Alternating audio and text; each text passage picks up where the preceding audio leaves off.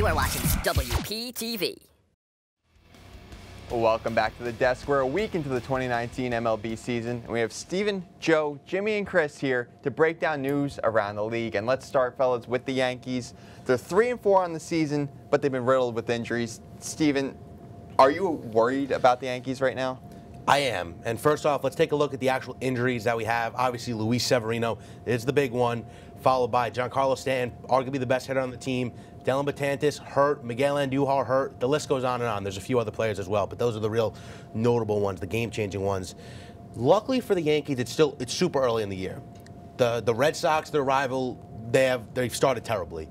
So luckily they can cushion off a little bit, let these guys heal up, and really grind it out in the summer months of June, July, and August. Now, also, I mean, the pitching staff does take a hit with Luis Severino being hurt. Masahiro Tanaka has to step up. James Paxton has to step up. The bullpen has to step up with guys down. I do like that the Yankees won yesterday. Showed a little offensive firepower, scoring up 8 runs after going cold. But I think you got to be worried about this. Joe? I'm also very worried because all of the guys that you pointed to on the injured list, they all have no real timetable for their return. And as we look at the AL East standings right here, a lot of teams that don't really have big expectations have gotten off to really hot starts, and that very much concerns me as a Yankees fan. They're not scoring very much, and nobody other than Judge and LeMahieu is hitting over 300 right now. It's very rough for the Yankees. Jerry? Yeah, the injuries are definitely a huge cause for concern. And now Troy Tulowitzki, who we all had this worry that he might end up on the IL at some point in the season. A week into the season, he's already there. Miguel Andujar possibly out for the season. Yeah, they say there's some optimism. They also said that Aaron Judge was only going to be out for 3 weeks last year. We know how the Yankees have been when it comes to dealing with injuries and guys on the IL.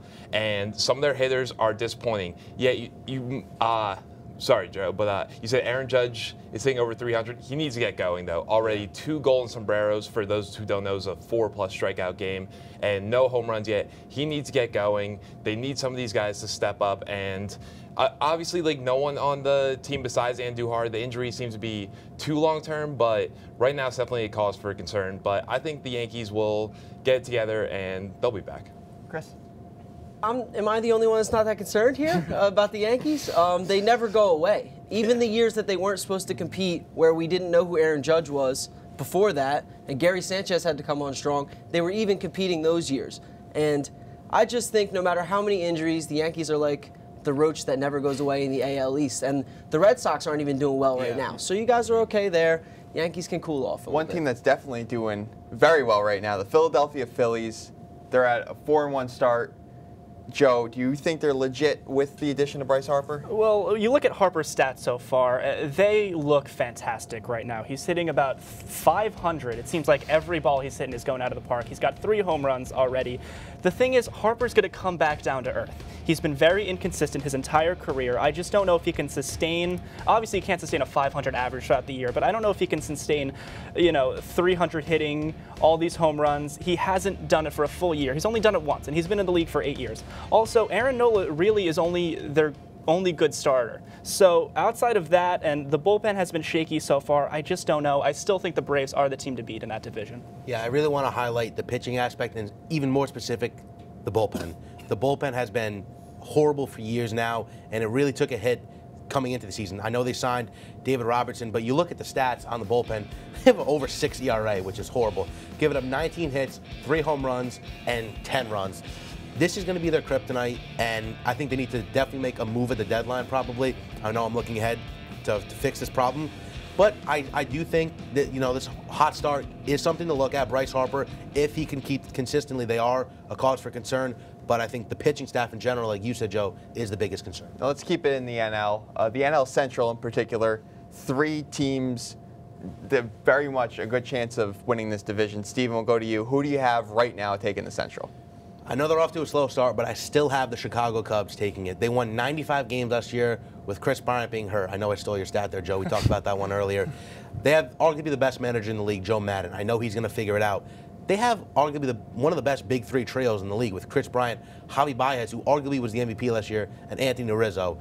I still like the Cubs' playmaking. Their starting pitching is solid. It's not the best, but it's solid. But I definitely do think the Brewers are concerned. The Cardinals are another team to look out for. I still like the Cubs taking this one out, though. Joe? I have to agree with you, Steven. The Cubs, They have not looked great so far. I mean, there's no way to get around that. But again, you said MVP Chris Bryant was on the DL last year, and they still won 95 games. You got a rotation that goes 4 deep, a lot of veteran arms. You got Lester, Hamels, Darvish in there. The lineup is much deeper than those 3 guys, and I don't think the Brewers can sustain this for a whole year with that minimal amount of starting pitching and bullpen arms that are already on the DL. And for the Cardinals, they're just too young, I think. They're not there yet. Jimmy? I got to disagree with you, Joe. I got Milwaukee winning that division. The Brewers, let's look at their offensive lineup. You got guys like Yelich, Braun, Shaw, Moustakas, Aguilar, a lot of depth there. That bullpen, one of the best in the league. Josh Hader is insane. Yeah, the starting pitching depth may not be there. Freddie Peralta's coming off a very good start, so that's definitely a cause for concern. But you look at the Cubs so far, they're kind of disappointing a little bit. I think they've kind of regressed each year since they won the World Series. I don't think this is this year. I think the Cardinals actually have a better chance of winning the division than the Cubs. But for me personally, I'm going with Milwaukee. Chris? The Cardinals, you just said it, Jimmy. Perfect. They kept Adam Miller over the Andrew Miller, I'm so sorry. Left-handed closer, fantastic player. Some of their starting pitchers are young, like you said, Joe, Jack Flaherty and Miles Mikolas. But if they can step up, you still have the veterans like Wainwright and Waka. And, of course, they added Paul Goldschmidt, all-star, probably the best first baseman in baseball. Now let's keep it with you, Chris, and your Mets. Nice start to the year. What's impressed you most about them? Their ability to play with the lead, and that's a tribute to the bullpen. The bullpen has done a great job. If we take a look at their numbers so far this year, they've done really well with their ability to pitch with the lead. Like I said, pretty much everyone besides Robert Gsellman and Seth Lugo have done their job as relievers, and that's all of the new guys, which is very, very encouraging because they spent big in their bullpen. Edwin Diaz, Luis Avalon, a lot of guys there. So for me, the Mets being able to pitch with the lead. Jimmy? Going into the season for the Mets, one of the big question marks was how are the young guys going to be playing, specifically McNeil and Alonso, and so far they haven't disappointed. They're looking like 2 guys who might be like a Andujar Torres type situation last year. 2 stud rookies both end up as Rookie of the Year finalists at the end of the year. Dominic Smith, Chris, you and I were just talking about this. In the chances he's gotten, he's come through for the team. So I think those guys, as long as they stay healthy, they'll play a huge part in the Mets and their success this year, and I think you can see the Mets being a playoff team because of these guys. Joe? I love that explosive offense. So far, they're 4th in the major leagues in batting average. Alonso and McNeil, as you have said, really stepped up this year. And on top of that, they got guys like Dom Smith and Keon Broxton having great years coming off the bench. They don't even have Todd Frazier, Jed Lowry, Yoenis Cespedes yet. When that lineup is full and at its best, it's going to be scary in the NL East. Close us out, Steven. Brody Van Wangenen's moves have worked out perfectly. First big move, obviously locked up Jacob deGrom to a monster contract. Guy hasn't let up a run in 2 starts. He's tremendous so far. You look at the other moves, Robbie Cano, a little slow, but he's going to pick it up. Wilson Ramos, Chris, we were just saying, guy's looking like a monster out there so far. Edwin Diaz, a solid closer. And Peter Alonso, calling him up, smart decision. The Mets, these moves have worked out, and props to them for doing it. Well, it's going to be interesting to see where the Mets end up at the end of the year, but that's all the time we have on the Diamond. We'll lace up our sneakers and talk NBA right after the break. Keep it locked.